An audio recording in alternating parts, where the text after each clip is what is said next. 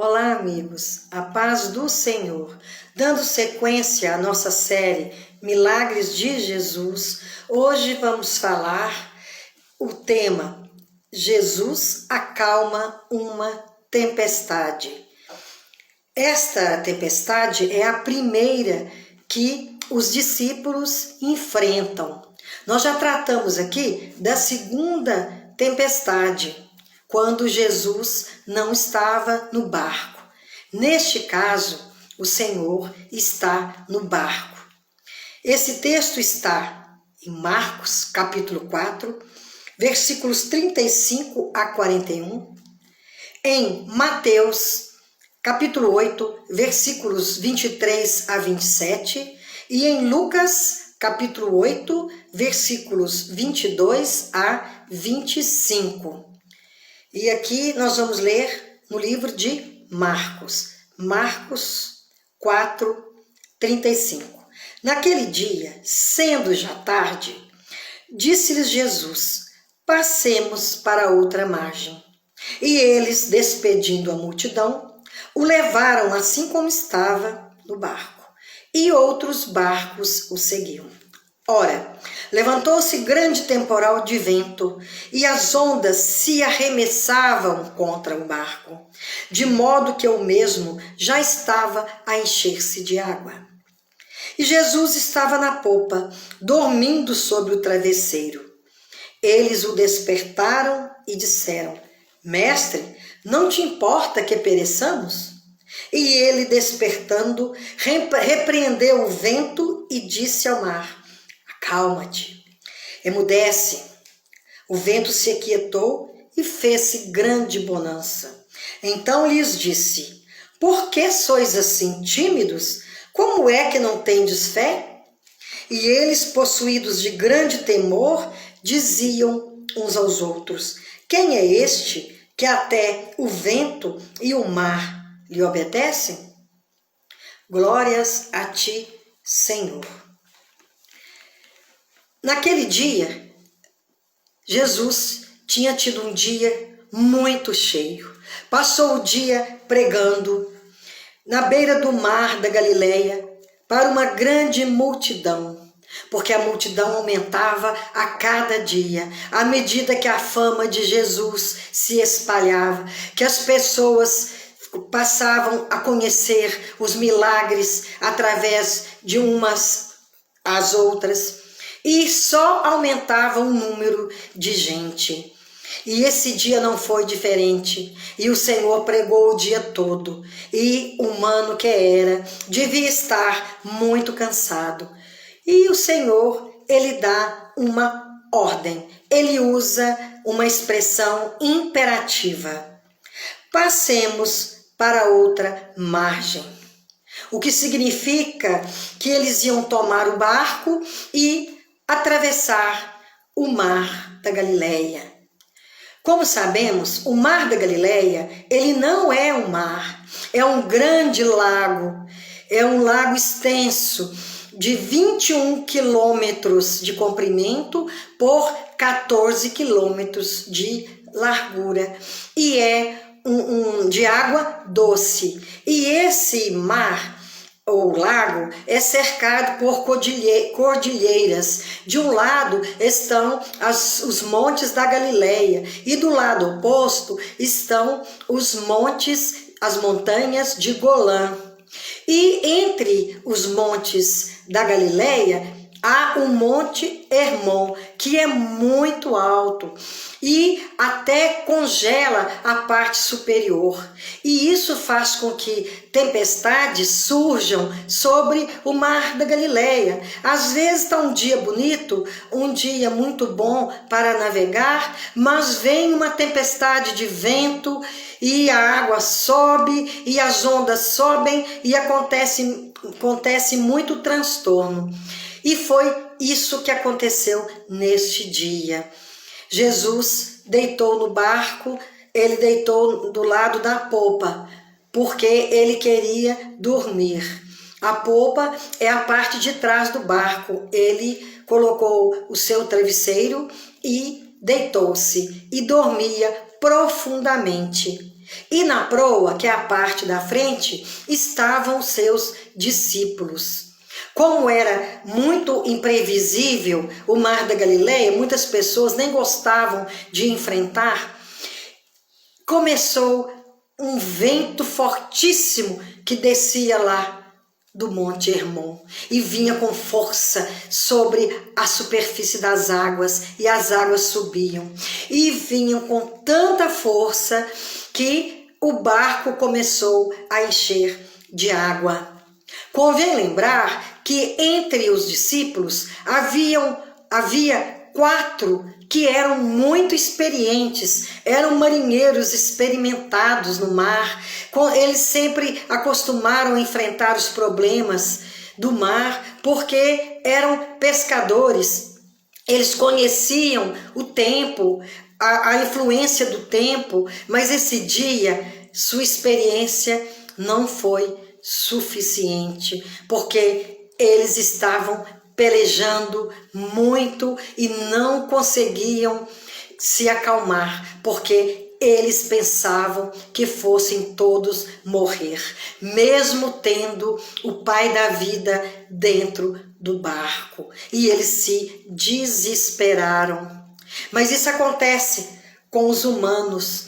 Mesmo estando com Jesus, sabendo que Jesus está no barco de sua vida, muitas vezes temem e esquecem que precisam clamar, buscar ao Senhor, porque neste caso, mesmo o Senhor estando dormindo profundamente, ele não se desligava em espírito de seus discípulos e do que estava acontecendo em redor. E eles tentaram com seus recursos humanos. É o nosso erro muitas vezes de tentar solucionar os problemas da vida usando o nosso conhecimento, a nossa experiência, mas chega no ponto que nada é suficiente. E é aí que apelamos. E quando não há jeito, quando o recurso humano acaba, o Senhor entra com provisão. O Senhor entra com o milagre. Quando o médico diz, não tem recurso, não tem mais o que fazer, a medicina já ofereceu tudo que podia, aí é hora do Senhor entrar com o seu milagre, porque enquanto o homem pode fazer, pode lutar, o Senhor dá força para ele, mas há um momento que nós precisamos clamar, porque só o Senhor pode resolver certas coisas, certos problemas, só o Senhor pode dar cabo de problemas espirituais e muitas vezes problemas que vêm de fora para dentro. E há também aqueles problemas no nosso íntimo, na nossa intimidade, que são verdadeiras tempestades que até prejudicam a nossa vida lá do lado de fora, com as pessoas nos lugares, com as pessoas queridas de nossa convivência, nos lugares em que trabalhamos, porque uma pessoa que não está bem, que está sentindo um turbilhão dentro de si, ela não está muito bem, nem só também para relacionar-se e também para conviver com certos problemas. E isso aconteceu. Por dentro eles estavam temerosos e por fora uma tempestade ameaçava a vida de todos eles. Quando eles viram que o recurso que eles tinham, que a força humana não era suficiente, resolveram despertar o mestre. E eles falam de uma maneira quase arrogante: Senhor, não importa que pereçamos? É lógico que o Senhor importa que pereçamos. Não é a vontade do Senhor que nós caiamos em pecado, que nós soframos derrotas. Não, o Senhor quer que seus filhos sejam felizes, mesmo em meio de problemas, porque o Senhor, através do seu Espírito Santo, mesmo em meio a dificuldades, ele nos concede a paz interior. É uma conquista muito grande, porque há pessoas que ao primeiro problema já desabam, já não creem mais, a sua fé fica mais fraca e elas acham até que Deus não está olhando por elas. E eles pensaram que a presença do Senhor no barco não estava resolvendo. Mas o Senhor, ele dormia, mas o seu amor o conhecimento que Ele tem de nós. Isto nunca dorme, nunca arrefece. E o Senhor acordou e deu ordem ao vento.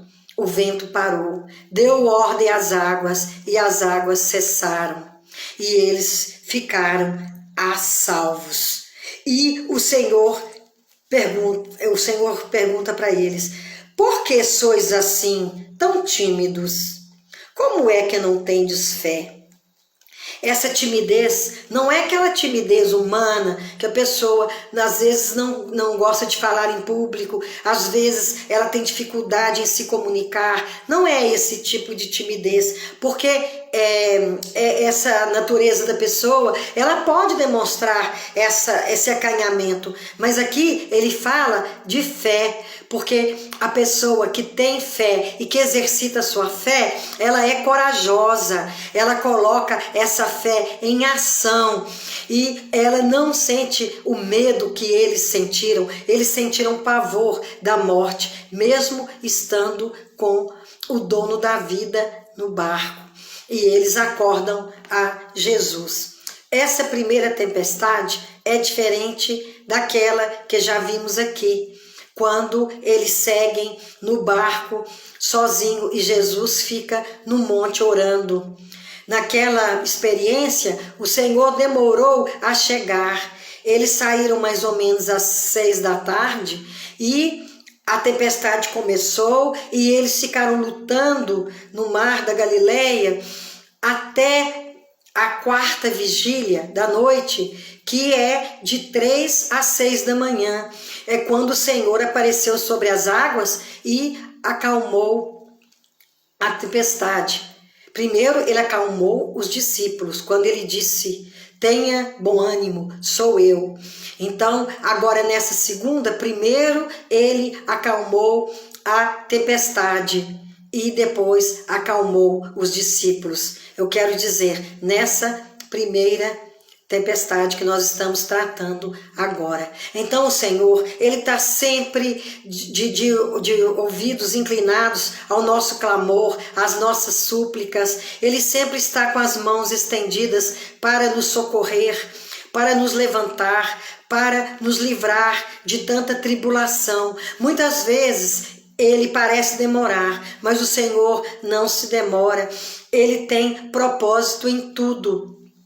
Dessa vez, eles não demoraram, eu creio que não demoraram muito a chamar, porque eles sentiram medo da morte. Eles viam que, da maneira que o barco estava enchendo, não ia demorar, que o barco só sobraria e que eles todos morreriam, mesmo estando com Jesus. Então, quando nós temos Jesus no barco da nossa vida, nós temos que confiar, não podemos ser tímidos, temos que exercitar a nossa fé, porque a fé é um dom de Deus, mas quanto mais exercitamos, quanto mais praticamos a fé, mais sentimos confiança, mais sentimos firmeza. Então não podemos ser tímidos na fé. Temos que estar sempre buscando a intimidade, buscando a convivência com o Senhor, para que o conheçamos mais, para que tenhamos mais confiança, porque nós sabemos em quem temos crido. Só que a maneira que aproximamos do Senhor, sentimos que somos pecadores. Quando a pessoa está se sentindo muito confortável, muito espiritualizada, achando que não peca muito, que tem uma vida muito limpa, é hora de se preocupar, porque em essência somos pecadores, mas buscando ao Senhor, buscando a intimidade, a convivência, o Espírito Santo nos sustenta nas tentações. E nós podemos resistir às tentações para que o demônio fuja de nós. Nós podemos ser tentados sim, pelas tempestades, pelos problemas, pelas dificuldades, mas com o Senhor no barco de nossa vida, com o Espírito Santo de Deus agindo sobre nós, nós vamos resistir. Então, quando uma pessoa diz que não está resistindo, que ela vai sobrar, que ela vai sucumbir, é porque ela está sendo tímida na fé, porque o Senhor não nos abandona. À medida que o buscamos, à medida que estamos sentindo a presença dele, porque quando estamos com ele, nós sentimos a sua presença em todos os momentos, nos detalhes da nossa vida, no mínimo detalhe, nós sentimos que o Senhor está conosco, está agindo na nossa vida. Então, ele não prometeu que teríamos uma vida aqui nesta terra, uma vida no paraíso, uma vida sem problemas, sem dificuldades. Não, aqui nós temos sofrimento, mas nós confiamos naquele que venceu a morte, venceu o inferno, e ele nos prometeu que estaria presente até a consumação dos séculos, através do Espírito Santo de Deus. E o Espírito Santo, ele está sempre nos esforçando, nos ajudando, mas temos que crer, porque à medida que cremos, nós chegamos mais perto do Senhor e reconhecemos a sua presença. Os discípulos estavam ignorando o poder de Deus, porque Jesus estava dormindo. Mas o Senhor, ele não se desliga de seus filhos. Ele está sempre atento ao que nos acontece. Ele, sendo onisciente, conhece nossos pensamentos, conhece as nossas dores, conhece tudo que se passa em nossas almas, porque ele acalma não somente as tempestades externas, porque tem muitas coisas que nos acontecem que vêm de fora para dentro e nos perturbam, mas tem muitas coisas que acontecem dentro de nós, são as tempestades internas, os dramas íntimos, espirituais, que nos prejudicam, que atrapalham o nosso viver e acabam até atrapalhando nossa vida com nossos irmãos, com a nossa família. E nós precisamos sempre estar buscando ao Senhor, crendo que ao primeiro sinal, a primeira palavra que nós dirijamos a Ele, Ele está pronto a nos socorrer. Então, que nossa fé seja aumentada, que não façamos como os discípulos, que ao invés de buscar ao Senhor quando sentiram que não conseguiriam, continuaram ali tentando lutar contra o vento que era mais forte do que eles, contra a tempestade que estava levando-os à morte, mas eles acharam que poderiam vencer. Tá certo que não devemos cruzar os braços e esperar tudo de Deus, porque nós temos que agir, nós temos que fazer a nossa parte, mas nós temos que reconhecer que sem o Senhor não somos nada, sem Ele nada podemos fazer. Nós somos dependentes do Senhor, não apenas quando há tempestades, quando há turbulências, quando há problemas. Nós somos dependentes dele até para respirar. Por isso que quando acordarmos, devemos dirigir a nossa mente, o nosso coração ao Senhor e orar, porque o Senhor nos garante que estará conosco durante o dia, independente de estar sol a pino, independente de estar um dia chuvoso, de nossa alma estar alegre ou estar triste. O Senhor está conosco e Ele não nos abandona, Ele não pretende nos abandonar até o final de nossas vidas. Então, que nós confiemos, que nós esperemos dele, porque ele nunca nos trai, ele é sempre fiel, ele é fiel a seus princípios. E toda palavra que está no seu livro sagrado, que é nosso manual de sobrevivência, toda palavra ela volta cumprindo o que ela propôs, ela não volta vazia.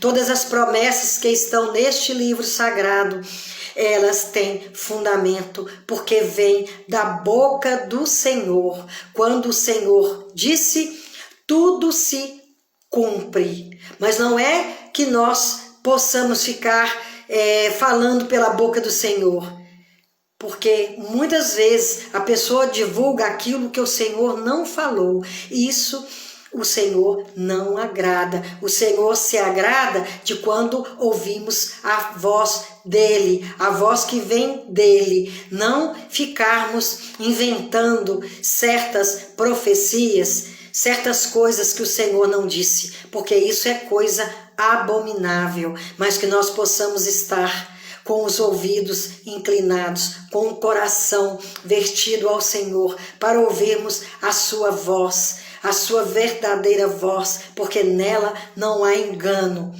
Tudo que o Senhor diz, Ele faz. Que o Senhor nos abençoe, que o Senhor nos guarde de todo mal e que nos purifique cada vez mais através do Espírito Santo e que nos dê força nas calamidades, nas tempestades e contra os vendavais do mal. Que assim seja. Amém.